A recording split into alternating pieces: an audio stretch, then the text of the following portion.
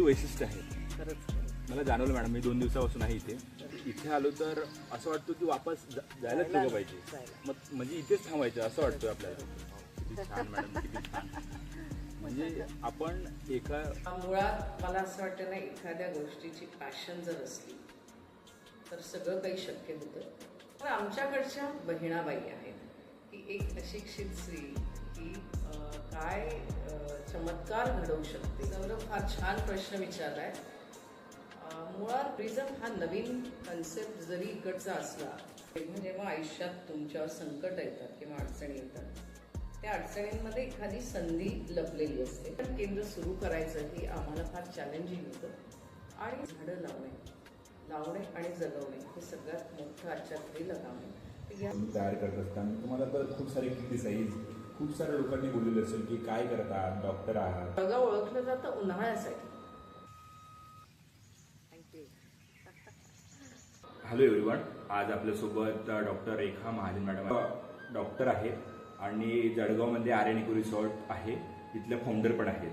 तर मॅडम ह्या सगळ्या गोष्टी कशा हँडल करतात, तर आपल्यासमोर काही मी प्रश्न विचारणार आहे आणि मॅडम त्यांची उत्तर देणार आहेत. तर आपण ते एन्जॉय करा. तर निसर्गाच्या सानिध्यात मॅडम खूप छान वाटतोय. इथे प्रत्येक गोष्ट असलेली आहे, त्याची प्रत्येकाची एक वेगळी वैशिष्ट्य आहे. खरंच मला जाणवलं मॅडम, मी 2 दिवसापासून आहे इथे, तर मला प्रत्येक गोष्टीची एक वेगळी वैशिष्ट्य वाटतं. त्याच्यात महत्वाचं की बिझनेस सगळे करतात आणि ज्या बिझनेसमध्ये इमोशन्स आहेत त्याचा एक वेगळा अँगल असतो, बरोबर बघण्याचा. इथं आमचं इमोशनली आम्ही इन्व्हॉल्व आहोत. त्यामुळे प्रत्येक झाड लावताना आम्ही साक्षीदार आहे. झाड लावणं, जगवणं. मग त्या निमित्ताने आपला पण अभ्यास होतो की अरे कुठली झाडं लावायला हवी, कुठली नको लावायला हवी, कुठल्या झाडांमुळे पक्षी येतात. इथं अनेक शेकडो पक्षी येत असतात आणि हिवाळ्यात इथं पक्षी निरीक्षणासाठी लोक येतात. वेगळा आनंद आहे. इथे आलो तर असं वाटतं की वापस जायलाच नको पाहिजे. मग म्हणजे इथेच थांबायचं असं वाटतं आपल्याला. आणि आता कसं झालं माहिती आहे की आपलं जग हे सगळंच टेक्नॉलॉजी नंतर इंटरनेट, त्याच्यामुळे आपण ॲडव्हर्टाईजमेंट, त्याच्यामुळे मटेरियलिस्टिक गोष्टी फार पुढे येतात.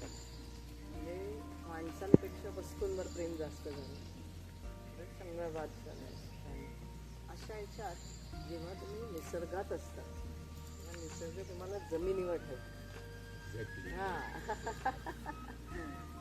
आणि अशा गोष्टी म्हणजे प्रत्येकाने अशा ठिकाणी यायला पाहिजे. आठवड्यातून किंवा महिन्यातून कुटुंबासोबत यायला पाहिजे. अगदी खरंच. आणि खूप छान अनुभव मिळतो प्रत्येकांना. प्रत्येकांचे विचार वेगळे असतात, तर प्रत्येकांना वेगळा अनुभव मिळतो. प्रत्येकाचा दृष्टिकोन वेगळा, प्रत्येकाचा दृष्टिकोन वेगळा असणार याच्याकडे. कोणाला असं वाटेल की अरे मला पुस्तक वाचायला इथे यायला पाहिजे, काहींना नुसतं शांत बसण्यासाठी यायला पाहिजे ना, पक्षी बघायला किंवा इथली निसर्ग संपदा आहे, झाडं आहेत विविध प्रकारचे. आणि पावसाळ्यात ते इतक्या गमती दिसतात इथे, तर ते अनुभवणं म्हणजे एक वेगळा आनंद असतो.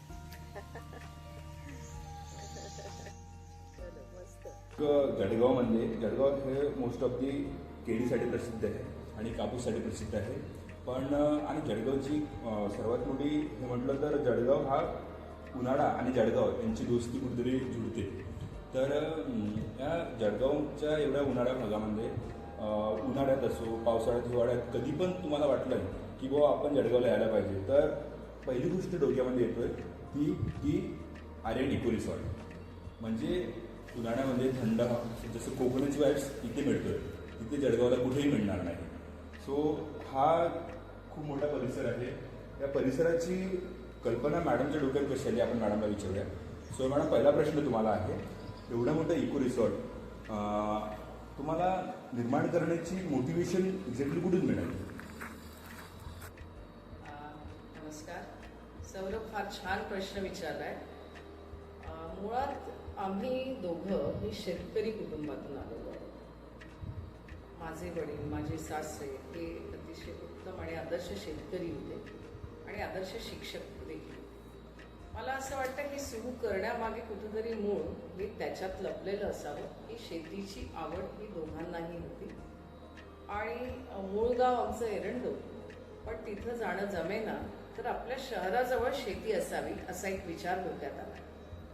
आणि मग त्या दिशेने आम्ही काम करायला सुरुवात केली. जळगावपासून एक 5 ते 6 किलोमीटर अंतरावर गिरणेच्या काठावर सुदैवाने एक छान शेत मिळालं. 3 एकर क्षेत्र होतं. पण इथला शेतकरी हा गेली अनेक वर्ष तिथं शेती करत नव्हता, त्यामुळे जमीन उपजाऊ नव्हती. आणि मग तिथं जसं आम्ही शेती करायला सुरुवात केली तर प्रत्येक शेतकऱ्याला येणाऱ्या अडचणी आम्हाला तिथं येत गेल्या.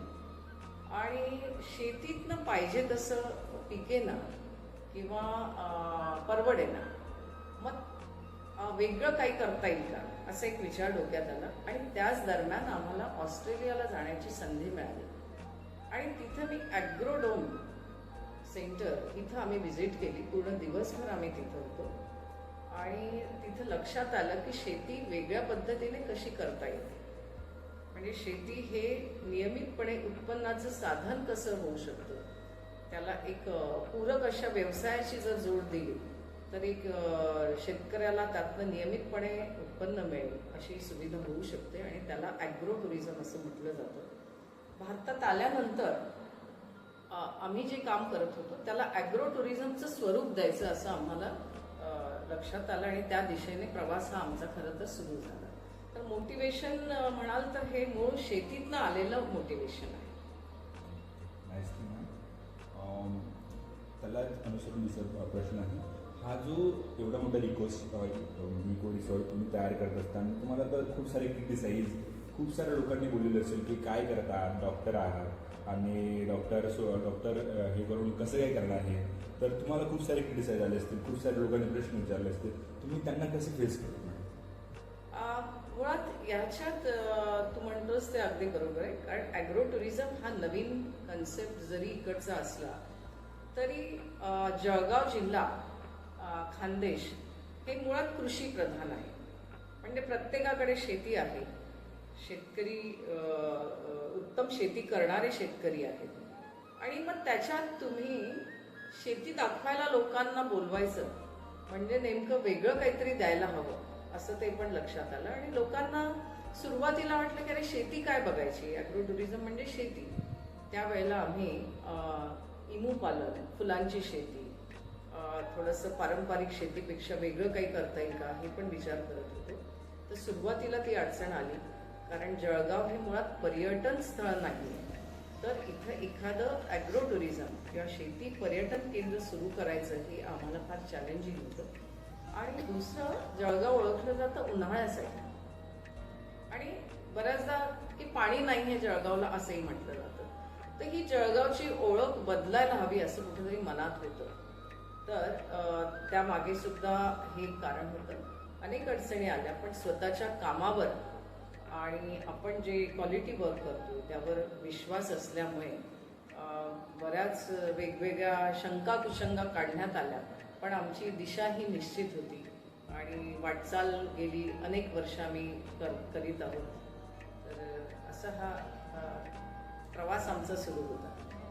येणाऱ्या अडचणी होत्याच आणि त्याच्यावरती मात पण तुम्ही योग्य त्या प्रकारे केलीच असणार. हो. कारण हे सगळे प्रयोग आमचे पण चालले होते.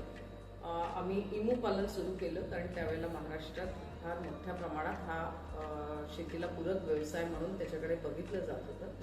त्यानंतर फुलांची शेती केली. काही वर्ष फार छान त्याच्यात काम केलं. नंतर लक्षात आलं की याच्यात फर्टिगेशन्स म्हणजे केमिकल्स फार जास्त जात आहेत. मग आम्ही निर्णय बदलला आणि टोटल फील्ड जेवढं इथं क्षेत्र आहे ते सगळं ऑर्गॅनिक करायचं असं ठरवलं. तर हे छोटे छोटे बदल आम्ही सगळे करत गेलो आणि दरवर्षी नवीन एका प्रकल्पाची भर याच्यात करत गेलो. समोरचा प्रश्न तुम्हाला असा आहे की तुम्ही तुमचं प्रोफेशनल आणि हे दोन्ही कसं काय मॅनेज करताय. म्हणजे आर्यन रिसॉर्ट तुम्ही फाउंडर आहात आणि तुम्ही डॉक्टर पण आहात एक, तर आणि एक आई पण आहात. तर तुम्ही हे सगळ्या गोष्टी कसे काय मॅनेज करताय, म्हणजे कसे बॅलन्स करताय. की आजकाल एखाद्या व्यक्तीला एकच गोष्ट करायची वाटते, तुम्ही दोन गोष्टी करतात. तर तुम्ही कसं हे बॅलन्स करताय, कसं मॅनेज? मुळात मला असं वाटतं ना, एखाद्या गोष्टीची पॅशन जर असली तर सगळं काही शक्य होतं.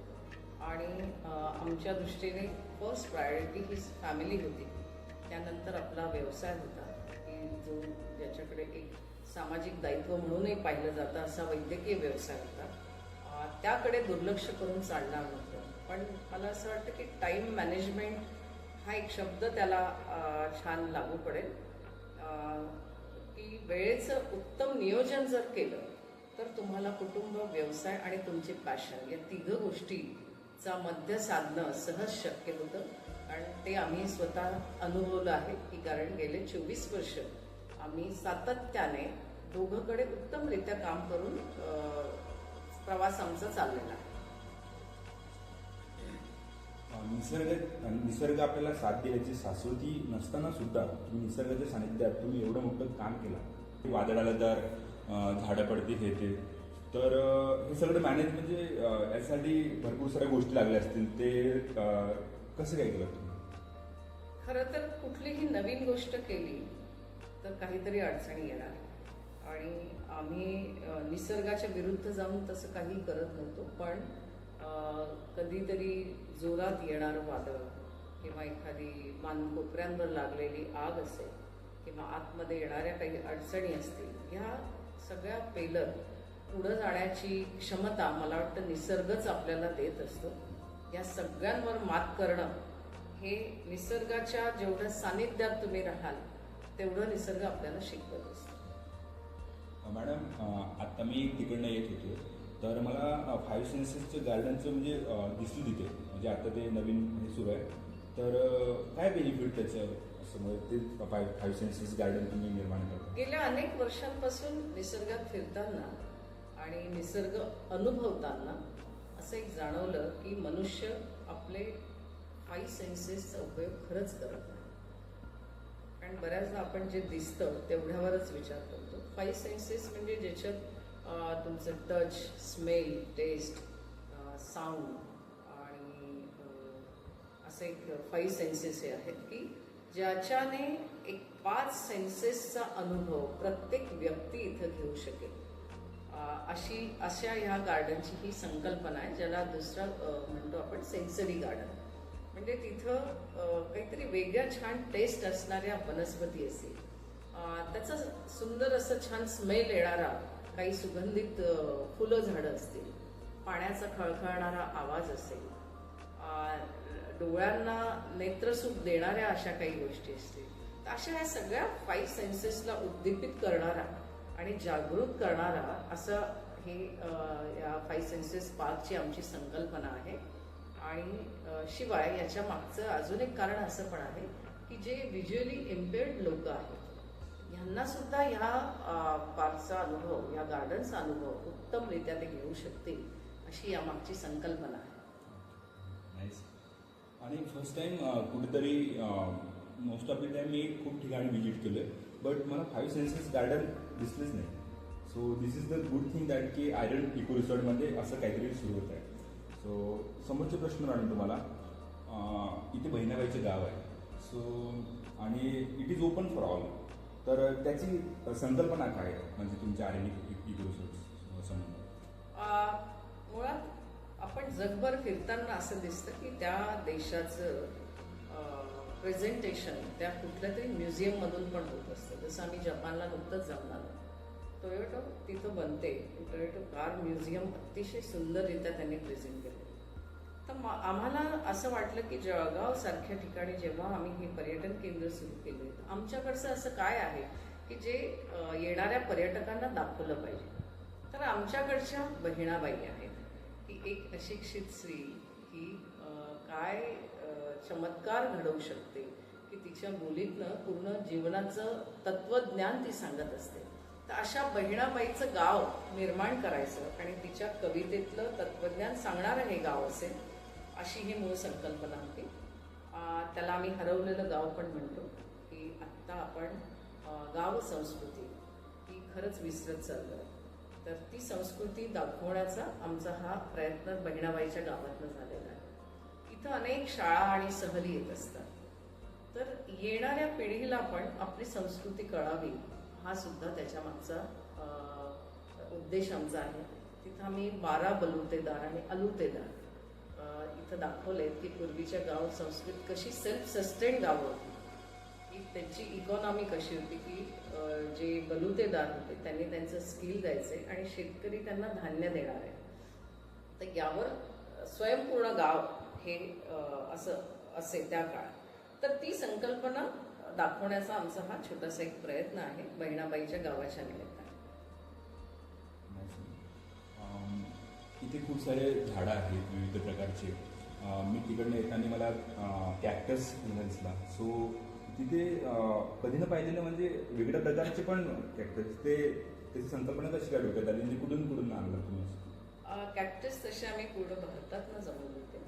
पण मागचा जो प्रश्न होता की काही इथं नैसर्गिक संकट काही येत असतील तर तसंच एकदा असं संकट आलं आणि जोरात वादळ आलं आणि जवळजवळ 150 व्हरायटी आम्ही भारतभरातनं आणि बाहेरूनही जमवलेल्या होत्या.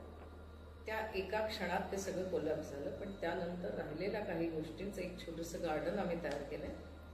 मुळात कॅक्टस हे दुर्लक्षित असं झाड आहे पण त्याचे औषधी उपयोग पण फार आहे. तर याचा एक छोटंसं गार्डन असायला हवं आणि काही दुर्मिळ असे कॅक्टस तिथं आपण लावले पाहिजे जे येणाऱ्या पर्यटकांसाठी पण एक आकर्षणाचं केंद्र असेल असं याच्या मागचा उद्देश होता. कंटिन्युअसली कन्सिस्टन्सी 25 इयर तुम्ही हे सगळे करत आहात. तिथे तुमचं सगळं प्रेम सगळ्या गोष्टी ओतून तुम्ही करता आणि सगळ्या गोष्टी मॅनेज पण मेंटेन बॅलन्स करून करता. तर आजकाल म्हणजे आजकालची जे मुलं मुली आहेत त्यांच्यामध्ये कुठेतरी पेशन्स लेवल कमी दिसतं. तर आणि ते असं बोलतात की मैं थक गया हो, अब क्या एक दिन करना, 2 दिन करना, 5 दिवस त्यानंतर मोस्ट ऑफ दी नसते कन्सिस्टन्सी लोकांमध्ये.